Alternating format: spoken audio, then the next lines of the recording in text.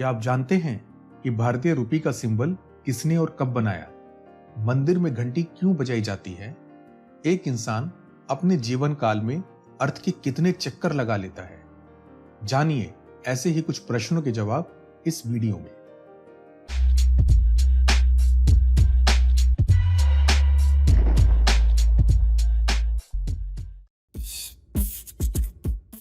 इसको तो आप पहचानते ही होंगे, यह है भारतीय रुपये का सिंबल। पर क्या आपको पता है कि 2010 से पहले भारतीय रुपये का अपना कोई भी सिंबल नहीं था। 2010 से पहले रुपये के लिए RS सिंबल का प्रयोग किया जाता था।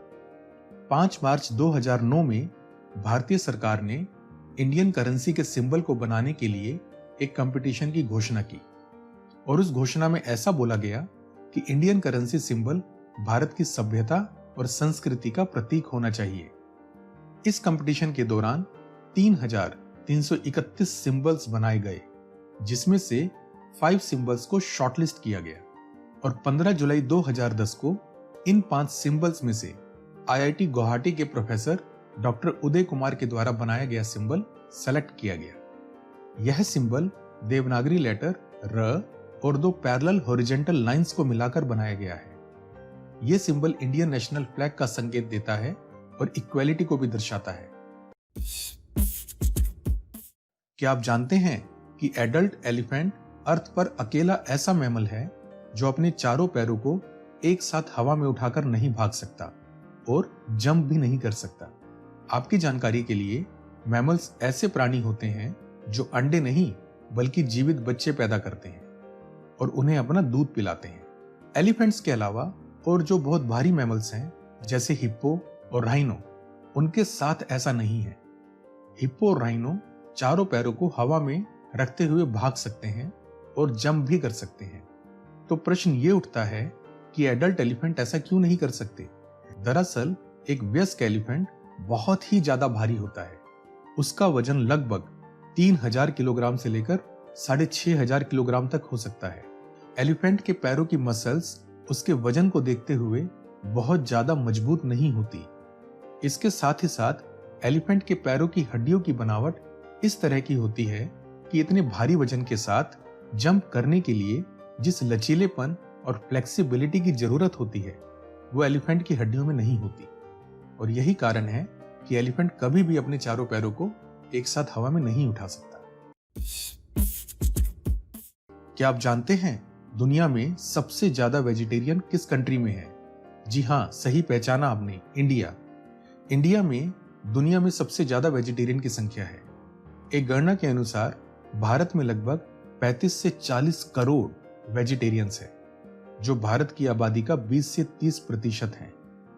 भारत के अलावा कुछ और ऐसी कंट्रीज जहां पर सबसे ज्यादा वेजिटेरियंस हैं वो है ब्राजील, इजराइल, स्विट्जरलैंड और ताइवान, जहां पर उनकी कुल आबादी का लगभग 13 to 14% वेजिटेरियंस है। और ऐसी कंट्रीज जहां पर वेजिटेरियंस की संख्या सबसे कम है वो है ग्रीस, स्पेन और पोर्चुगल। वहां पर वेजिटेरियंस की आबादी केवल 1 से 2% ही है। भारत में हर मंदिर के प्रवेश द्वार पर घंटी टंगी होती है। मंदिर आने वाले लोग पहले घंटी बजाते हैं और फिर मंदिर में प्रवेश करते हैं। पर क्या आप जानते हैं कि ऐसा क्यों है? मंदिर में घंटी क्यों बजाई जाती है? वैज्ञानिक दृष्टिकोण से इसके 2 कारण हैं।